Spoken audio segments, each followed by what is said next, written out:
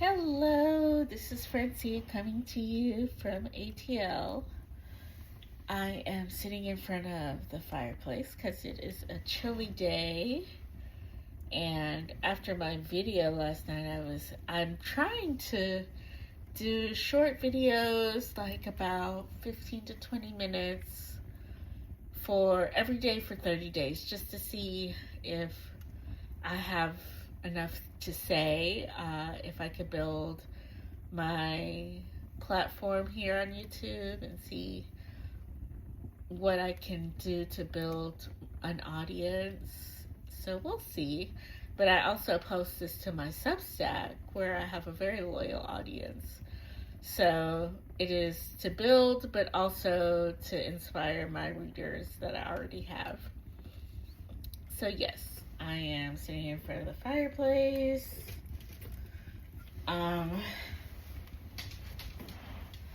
Getting comfortable.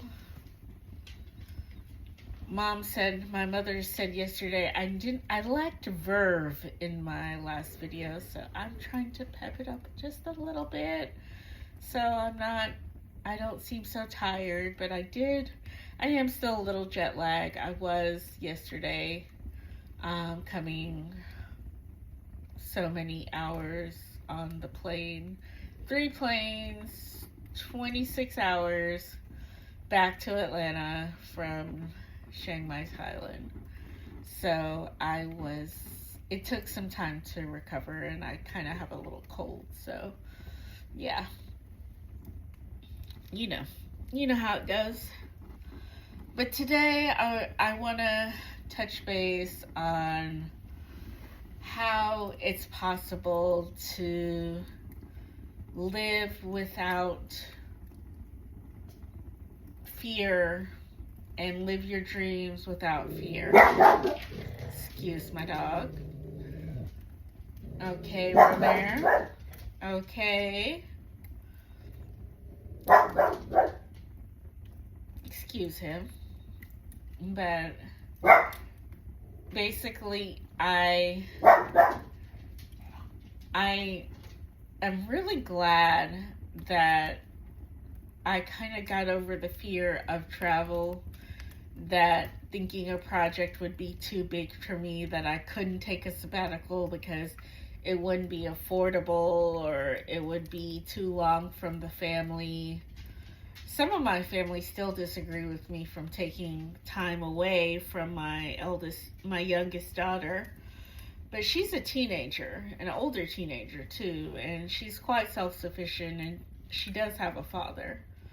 So, my husband was taking very good care of her, and so was her grandparents, and so she had a village here back at home, so I didn't feel like she was being left on her own.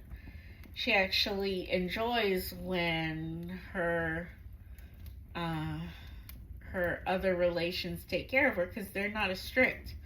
So she enjoys the vacation from the mother figure, me. So yeah, I'm a little strict about those chores. So yes, but it is possible to do a sabbatical. I listened to Glow Autonomo and Stephanie Perry, and those are two of my favorite YouTubers. And they are all team move abroad, but that is not me. I like bopping around the world and seeing things, but coming home to my home base. I love coming home. I love being home. Don't be destructive, Romare. I love coming home to my home base. It feels good to come home.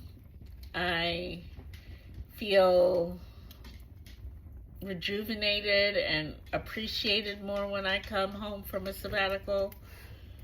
I feel like I got to see the world for a while. I feel like, and I feel like it can all be done affordably if you plan well. And if you just choose a place, a destination that is not super expensive, super challenging.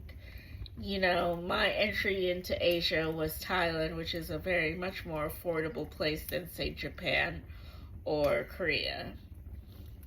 So, it's just, I went within my budget and had a fantastic time and saw a part of the world that I will always appreciate.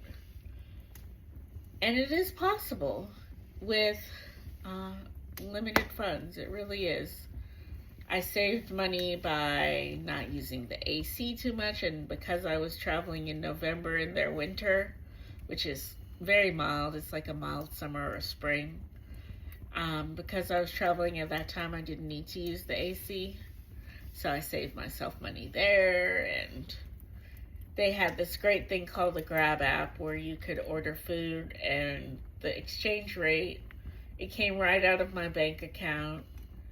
And so I never overspent by going to the ATM too many times. I was able to just take what I needed using my card, although many places did use cash, so I did have to go to the ATM sometimes for like purchases of clothes or whatever I needed, art supplies, things like that.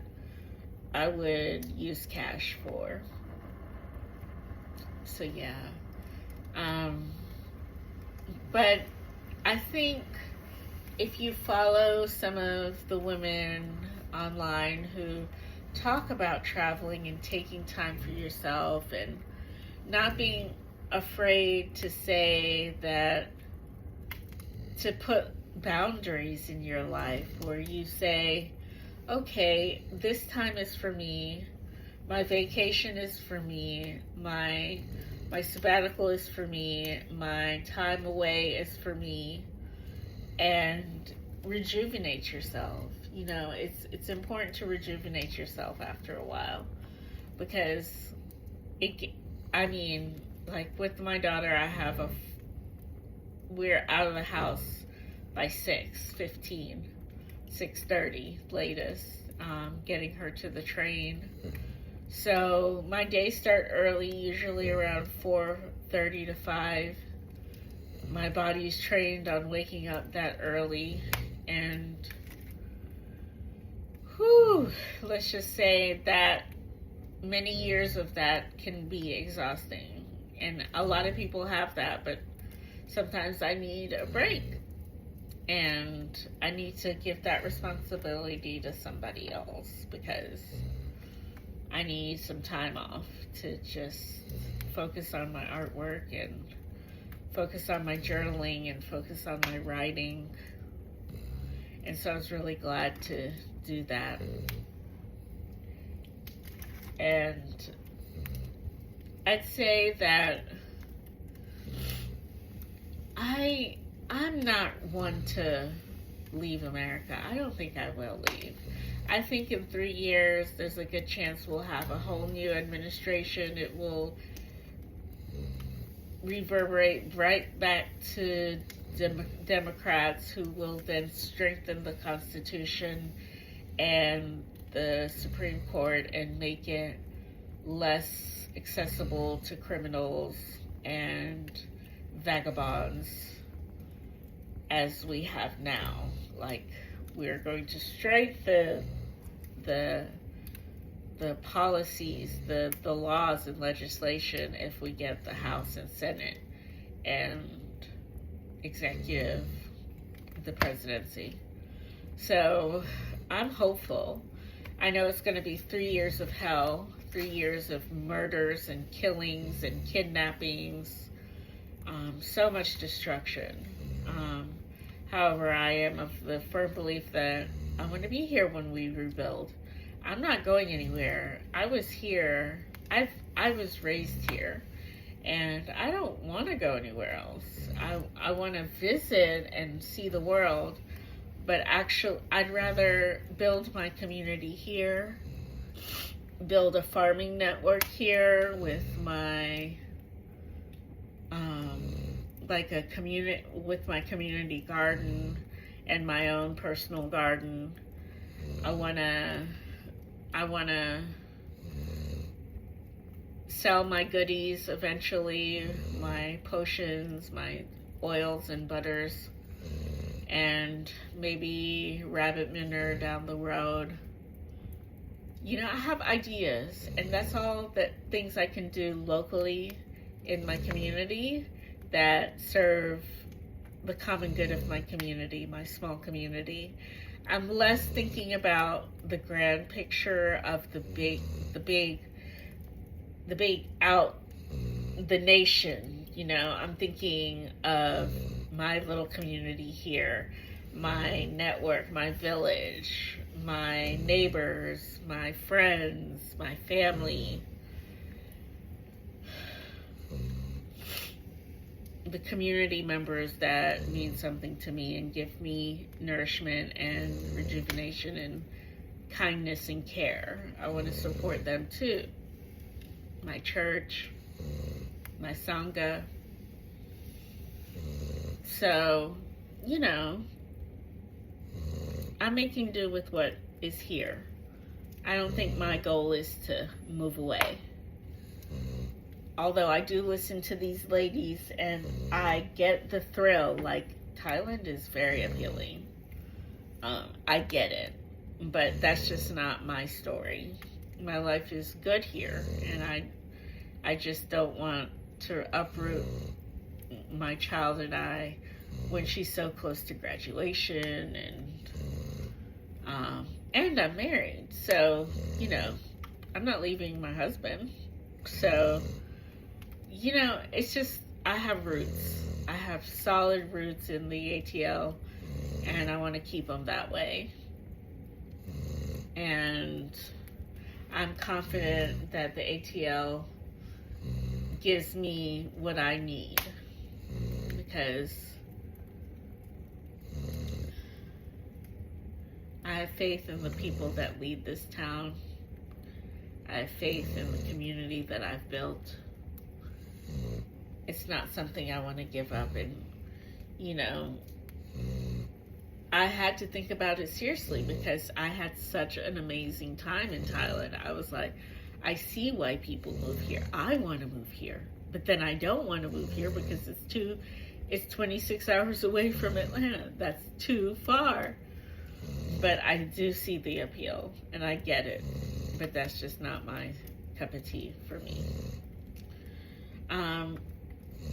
But really, as I was talking about yesterday, the most important thing is decreasing the stress in your life, whether it is starting your journaling, your exercise, your eating healthy, whatever it takes, tending to your garden or your animals, tending to your children in a way that doesn't leave you burdened with all the responsibility, like,